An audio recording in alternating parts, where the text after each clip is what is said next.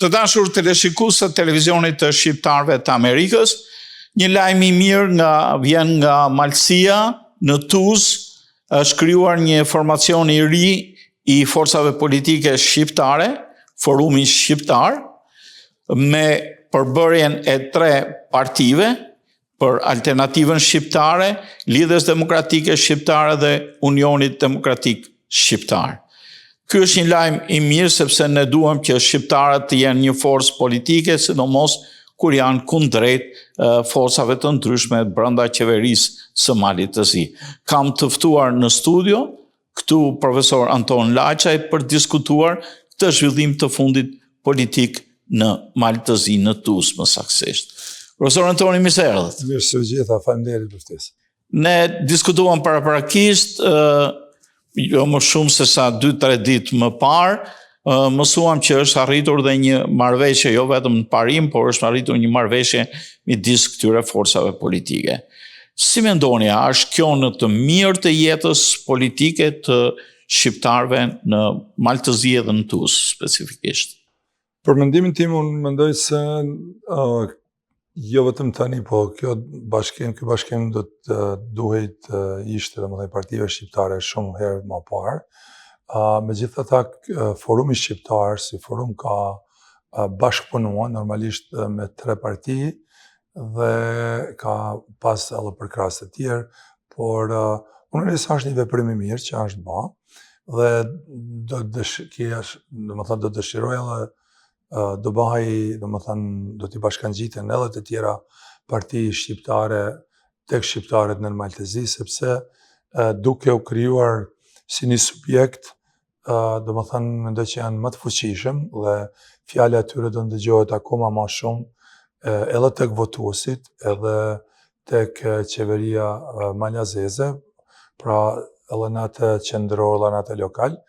Dhe unë pash vërtet si lajm të mirë, megjithse gjithmonë dihet se partitë politike ato në radhë parë shohin interesin e tyre programor, dhe pastaj normalisht edhe interesin e qytetarëve, por megjithatë më vjen shumë mirë që e kanë kuptuar drejtuesit e këtyre partive, sepse elektorati kërkon një bashkim të mendimeve, kërkon një bashkëpunim të mes shqiptarëve, sepse duke patur parti, domethënë më shumë shqiptare se sa ndoshta edhe do duhet kishte, në Malë të Zi, në një farë mënyrë ata ndodhen edhe në një konfuzion se cilën do të votojnë dhe nganjëherë duke u ngrindur se jo po këtë parti shqiptare, apo ata parti shqiptare nuk votojnë fare, ose votojnë për një parti të tretë që mund të jetë edhe jo shqiptare. Pra e shoh si një hap pozitiv, shpresoj e besoj që drejtuesit e këtyre partive ta kenë seriozisht, pra jo vetëm në prag të zgjedhjeve që pritet domethënë të bëhen për komunën e Tuzit në mars të vitit që vjen. Shpresoj që vërtet ta kenë atë qëllimin njerëzor dhe qëllimin kombëtar, që këto parti të shërbejnë çështjes kombëtare, të shërbejnë ruajtjes gjuhës dhe kulturës shqiptare në trojë shqiptare, dhe normalisht të ngritjes së mirëqenies së jetesës së bashkuesve tonë atje në vendlidhje. Në një koment të informacioneve, lajmeve nga Mali i Zi, nga Malësia, thuhet që këto parti edhe i druen defaktorizimit, thuhet kjo fjalë, domethënë të forcave të tyre politike në jetën politike në Tuzë, në Malësi, por edhe në Malë të Zi. Ndoshta ky është edhe një motiv tjetër për të bashkuar, për të qenë më tepër të bashkuar kundrejt forcave të tjera politike. A shihni ju këtu që mund të hapet shtegu për një union ndër shqiptar, në kuptimin edhe të partive politike që janë në Ulqin ose në Pllave Kuci? Unë mendoj se po. Në një farë mënyrë unë jam dakord me ata që thoni ju në lidhje me ndoshta në një farë mënyrë ka kanë edhe një presion, sepse Dihet se partitë politike, ato në radhë parë, krijojnë një program dhe krijojnë programin e tillë që t'i shërbejnë në radhë parë partisë për të qenë pushtet ose për të marrë pushtetin. Dhe sigurisht se janë ato barometra gjithsesi llanët e cilat e përcjellin ngritjet dhe uljet e përkrahjes nga elektorati. Ndoshta edhe këta e kanë ndier, domethënë se në një farë mënyre sado që ndoshta edhe pretendosh se do realizosh programin, ka shumë faktorë që ndoshta nuk lejojnë ose nuk e mundsojnë realizimin, qofshin ato faktorë të qëllimshëm apo të pa qëllimshëm, dhe kjo ka qenë, domethënë, ndoshta rasti shumë i duhur dhe shumë i qelluar, por absolutisht nuk e përjashton asnjëherë se një nga faktorët kyç ka qenë edhe kjo, duke patur frikë nga ulja e nivelit, domethënë nga ulja e përkrahjes së votuesve.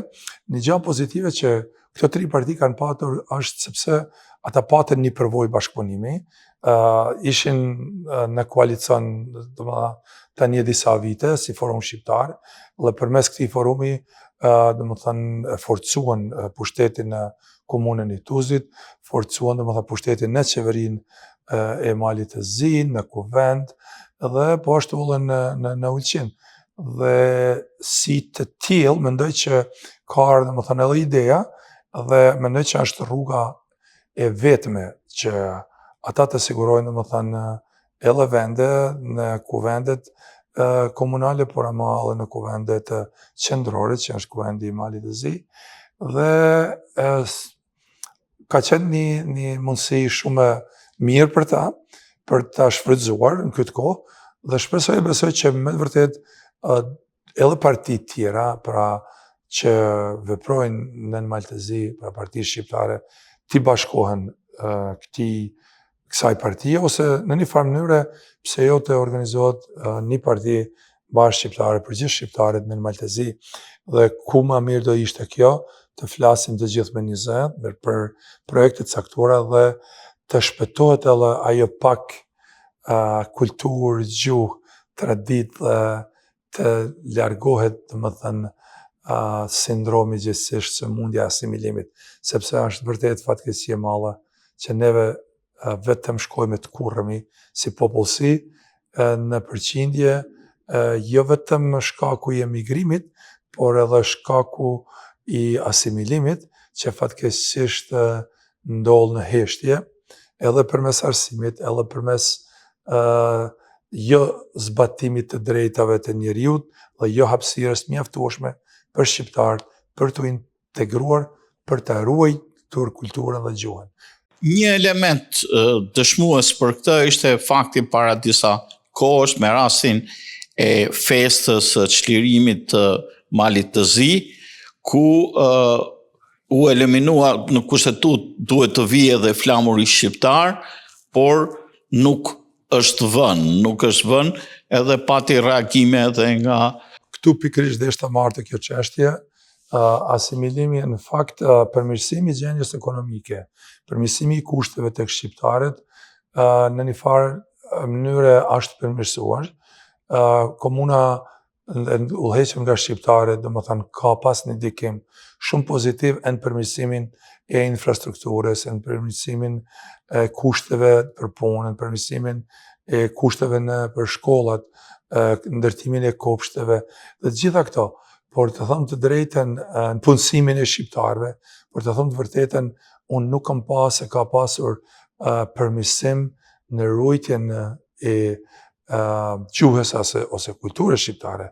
Nuk është bashkë mjaftueshëm në edukimin e të rinjve me identitet kombëtar. Pikërisht ky fakt që kur u bë festimi i pavarësisë Malit të Zi, mendoj 21 maj, në kushtetutë edhe me ligj, domethënë edhe brenda rregullave të komunës, por në kushtetutë e Malit të Zi, aty ku shqiptarët janë shumicë, domethënë për krah simboleve shtetërore malazeze, domethënë vendosen simbole shqiptare. Tashti ndodhen diçka shumë e çuditshme, por edhe të qëllimshme, dhe unë mund të them qëllim keqe, sepse malësia, dhe më thënë, në radhë parë duhet të dinë, çdo qytetar që jeton aty, duhet të dinë se është tokë shqiptare, pavarësisht se është në ingerencat e shtetit Malazias, por duhet të jem tepër të bindur se ai është trull autokton shqiptar dhe shqiptarët në asnjë pikë nuk duhet të cënoj identiteti kombëtar. Fatkeqësisht u është cënuar dhe u është marrë, sepse me veprimin e tyre që ata banë, për shembull, ata u ngritën një grup, ata quajnë përkrahësit e Gjoja Tuzi, sepse mundohen, ka rryma të ndryshme që punojnë në asimilimin e shqiptarëve në Maltezi, gjithsesi në Malësi. Ekziston një rrymë që mundohet të baj ose gjithsesi ta mbaj Tuzin, qendrin e Tuzit, sikur se është e tjetërsuar nga Malësia. Pra Tuzi është thjesht një qytet, është qendra e Malësisë. Pra nëse e shoh nga koncepti matematikor, është një nënbashkësi e një bashkësie të madhe. Pra bashkësia e madhe. Ata do ta mbajnë Tuzin jashtë nga Malësia. Ata faktikisht do ta mbajnë Tuzin, sikur se Tuzi është diçka tjetër që nuk identifikohet me Malësi. Unë nuk e di se si, për shembull, është e njëjta gjë sikur se ti të ma sulmosh zemrën dhe trupin mos të merresh me trupin. Pra Tuzi është qendra e Malësisë, është zemra e Malësisë, por Tuzi pa gjithë rajonin përreth e Malësinë nuk mund të ekzistojnë, lëna sjellët as Malësia pa Tuzin, sepse ato janë të pandara. Pra siç e thash, ekzistojnë rryma, se Gjoja po e përkrajnë Tuzin, pra janë pasardhës shqiptar, janë njerëz tonë, janë njerëz të fiseve tona, edhe të Hotit, edhe të Grudes, edhe të Trieshit, edhe të Kastratit, edhe të Kojës, më thënë, gjithë janë shqiptar, ka ndoshta një përqindje jashtëzakonisht vogël që mund të jenë jo shqiptar, flas me origjinë, janë të asimiluar, po janë të asimiluar deri në atë mas, sa ata e urrejnë rrënjët e të parëve, e urrejnë gjakun e stërgjyshave tyne, e urrejnë gjuhën e tyne, e urrejnë identitetin e tyne, e urrejnë flamurin e tyne, dhe çka bëjnë këta? Këta formojnë shoqata, organizata jo qeveritare, edhe vjen shumë keq që në ato organizata ka njerëz që unë i njoh, edhe kanë punuar në arsim, edhe dikur, ndoshta kemi kanë në bashkëpunim për të arritur deri te komuna, sot ata edhe nuk flasin shqip. Dhe çka bën këta, domethënë, disa ditë para se zyrtarisht duhej të baj dekorimi i qendrës së Tuzit, që si ishte rrugëve tjera Malësisë për celebrimin e përvjetorit të pavarësisë së Malëzi, këta shkojnë mbulojnë, domethënë, aq bëhet investim që nuk mbahet mend që një qendër, një shesh, domethënë të kenë aq flamuj malazes dhe të allurojnë, domethënë, aq shumë se Gjoja, këta po tregohen si njerëz shumë më të dashur ndaj Malit të Zi, se sa veç shqiptarë që jetojnë aty. Këta harrojnë se pikërisht këta njerëz që sot merren me këtë çështje, janë njerëz që deri dje nuk donin të ndjenin as për Malin e Zi. Jam i bindur që shumica e tyre, baballarëve tyre, jo këta sepse këta janë në moshë shumë të re, nuk votonin për Malin e Zi, votonin ishin me Serbi ose ishin me Bosnjë. Pra, absolutisht nuk ishin as me Malin e Zi. Dhe tani duhen të bjenë në një situatë që të jenë të përklelurit e Malit Zi, niko që ata harrojnë se janë veç shqiptarë që i sollen pavarësinë Malit Zi. Pra janë pikërisht shqiptarët që këta Gjoja, po duhen të mbrojnë Malin e Zi nga këta shqiptarë. Pra është me të vërtet për të ardhur keq, sepse atë dekorimin e ka për obligim dhe detyrim, domethënë e ka qeveria Malit Zi në bashkëpunim me komunën. Dhe çdo vend ku në institucione publike ose në trull publik, në sheshe publike, çdo vend ku figuron flamuri malazes duhet të jetë flamuri shqiptar, sepse aty shumicën e përmbajnë shqiptarët.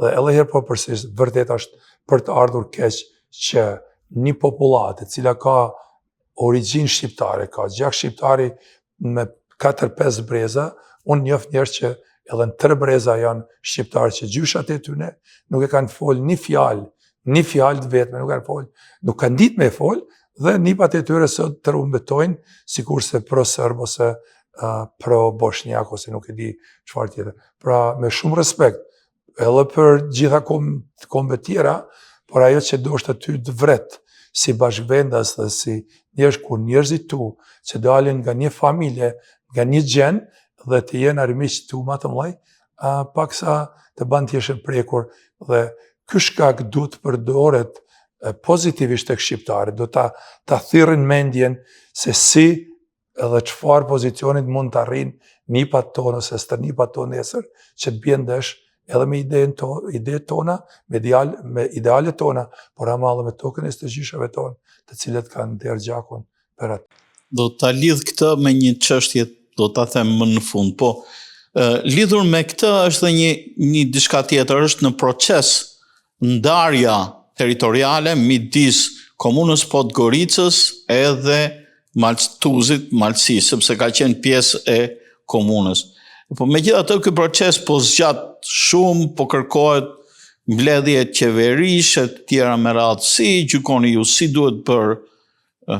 Është shumë e vërtetë se komuna e Tuzit ka qenë si pjesë lokale, gjithsesi urbane e komunës Podgoricës.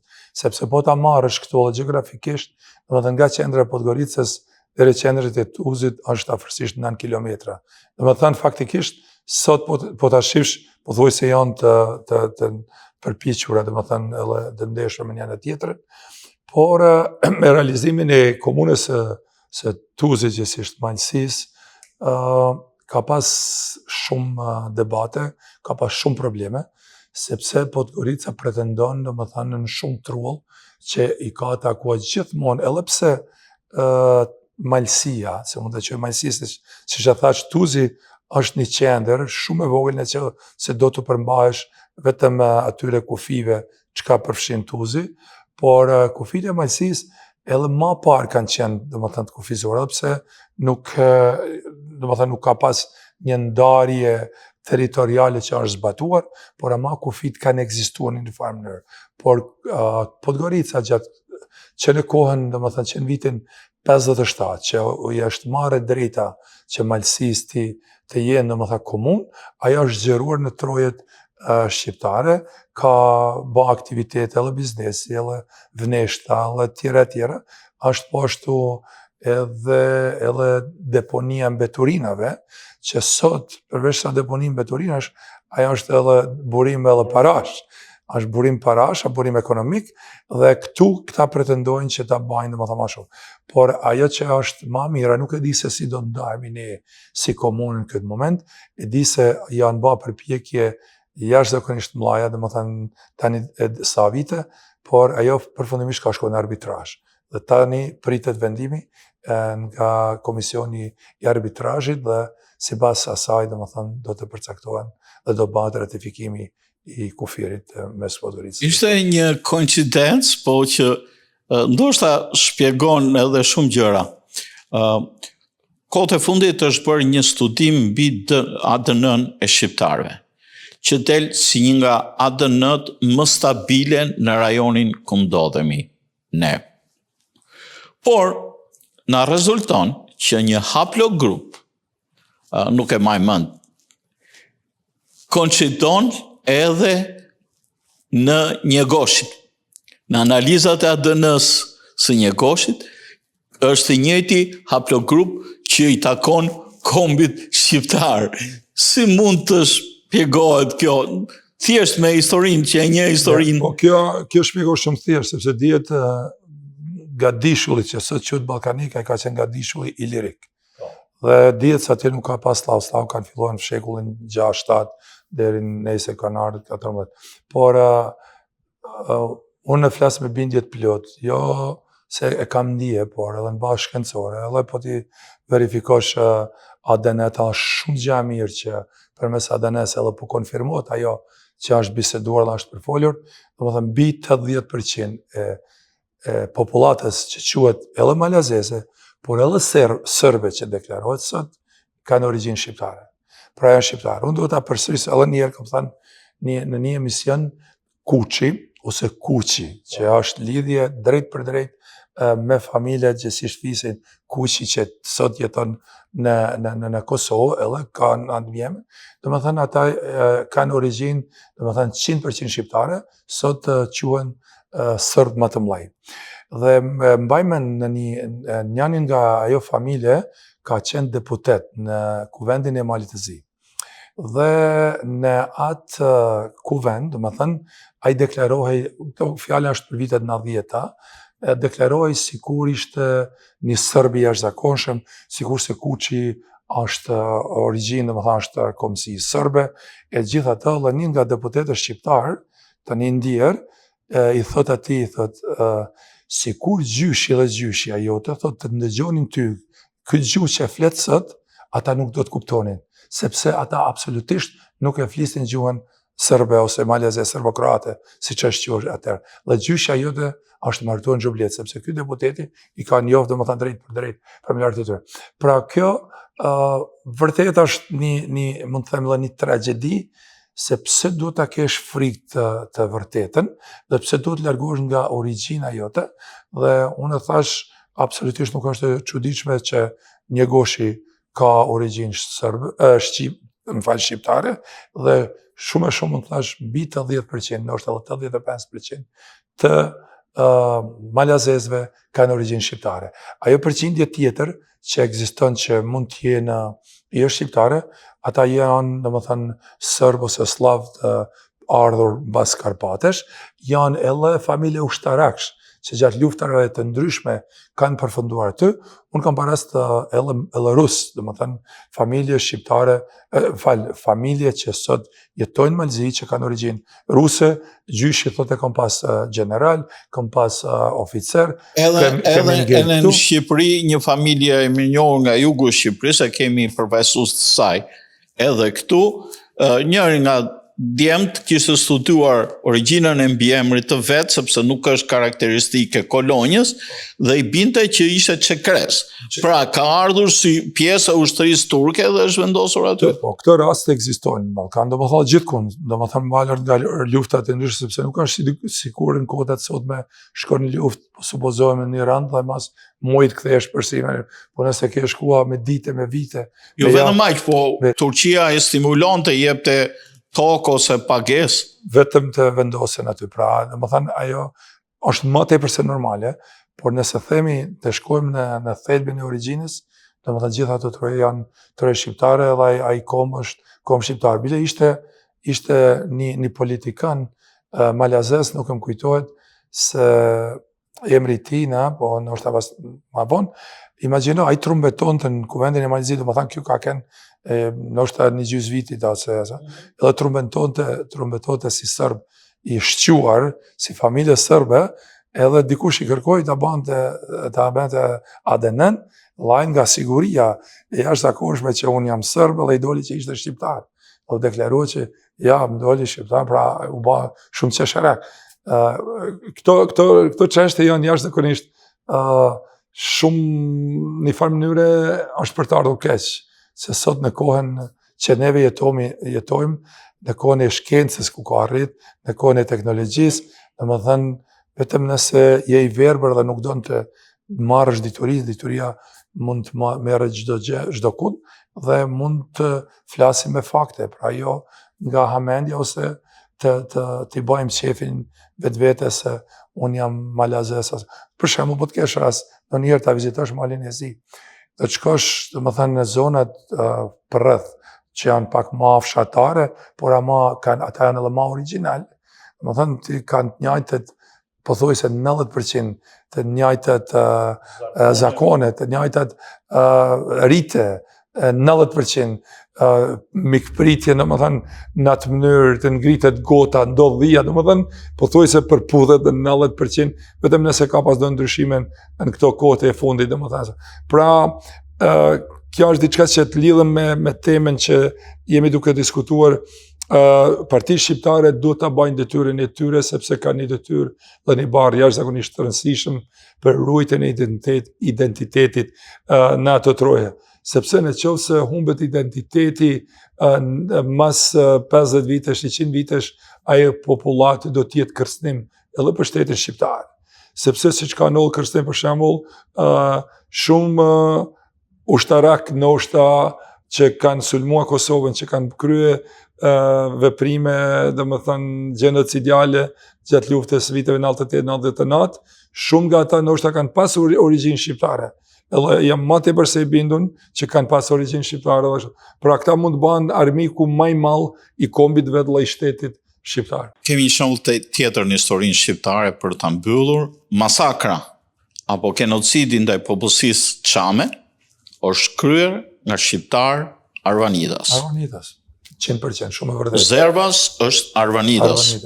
Kjo është arsyeja që po e them, sepse unë vërtet jam matematikan, por historinë kur kam qenë i ri, vërtet nuk e kam pëlqyer sepse kam qenë i përqendruar më tepër në shkenca natyrore, matematik, fizik, gjeografi, astronomi e kështu me radhë, por historinë më tepër e kam studiuar, e kam lexuar, e kam mësuar, domethënë që në momentin kur fillova të rritem, kur fillova në gjimnaz, të pa, domethënë shkeljet, dhe është edhe vërtetuar se një njeri asimilohet më shumë i rrezikshëm se një njeri i një kombi tjetër, sepse ai e den domethënë rëndësinë e kombit vet, dhe nëse ai do të shkputet nga vetvetja, ai do të bëhet domethënë dy fish më armik për të justifikuar veten.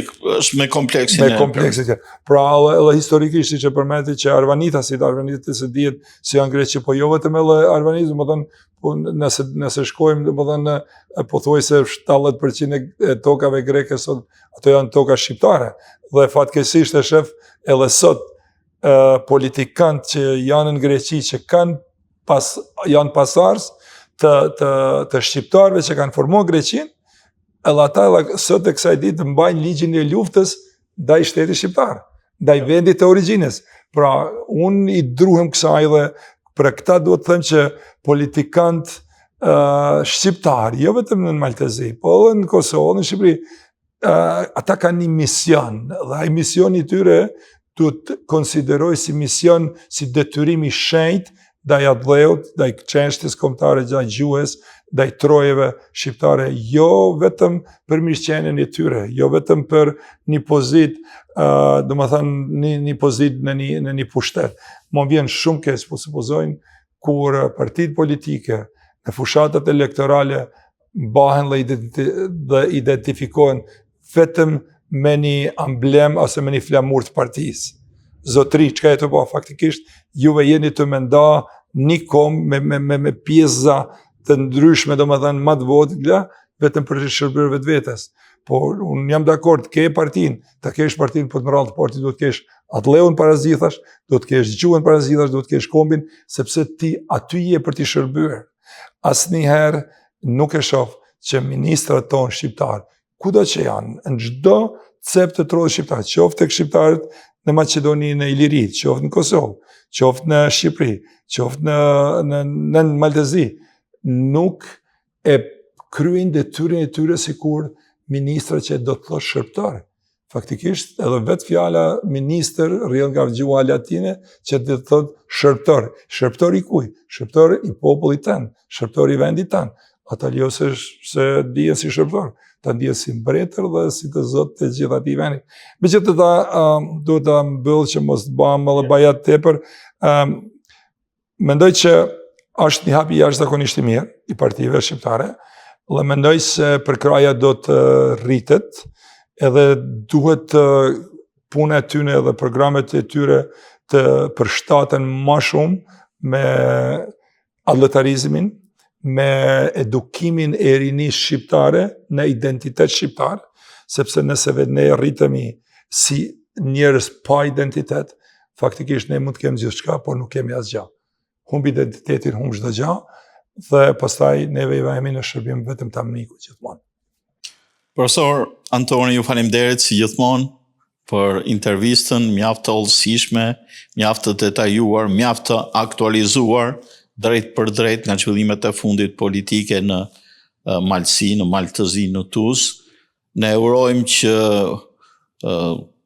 ky union të jetë sa më jetë gjatë, mos na ndalet rrugës, siç ka ndodhur dhe herë të tjera, forumi së tash, dhe të shpresojmë që partitë politike shqiptare të arrijnë atë kthjellim, atë ndërgjegjësim se adeut dhe vendit tënd, por edhe vetvetes i shërbehet më mirë nëse i shërben kombit tënd. Ju faleminderit. Faleminderit edhe ju, edhe unë do ta shtoj edhe një fjali, u shpresoj që ky do të jetë edhe një hap i bashkimit, domethënë jo vetëm partive, por i bashkimit kombëtar. Neve si shtete, si Shqipëri, Kosovë, në Malzi, gjithë pretendojmë dhe luftojmë të bashkohemi me Evropën, meqense jemi Evropë këtu, po pse nuk po pretendojmë të bashkohemi herë me vetvete me njëri tjetrin. Duhet të bashkohemi me njëri tjetrin në radhë parë, herë pastaj do shkojmë edhe me të tjerët. Megjithatë, i përgëzoj për bashkimin, për bashkëpunimin dhe shpresoj të jetë një shembull pozitiv dhe ta shërbejnë për mirë, domethënë shërbej për mirë për çështjen kombëtare dhe të jetë një diçka që vërtet do i sjellin gjëra të mira venditjes tonë, që si është Malësisë Madhe dhe më gjatë. Faleminderit edhe një herë. Profesor Antonio, faleminderit. Të dashur teleshikues të televizionit të shqiptarëve të Amerikës, sot në studio në emisionin tonë Argument kisha profesor Anton Lajçaj, mikun tim, me cilin ndam idetë për zhvillimet e fundit politike në Tuzë, në Maltëzi për krijimin e forumit shqiptar si një domosdoshmëri e kohës në shërbim të çështjes kombëtare të shqiptarëve edhe pse janë nën Maltëzi. Natë mirë.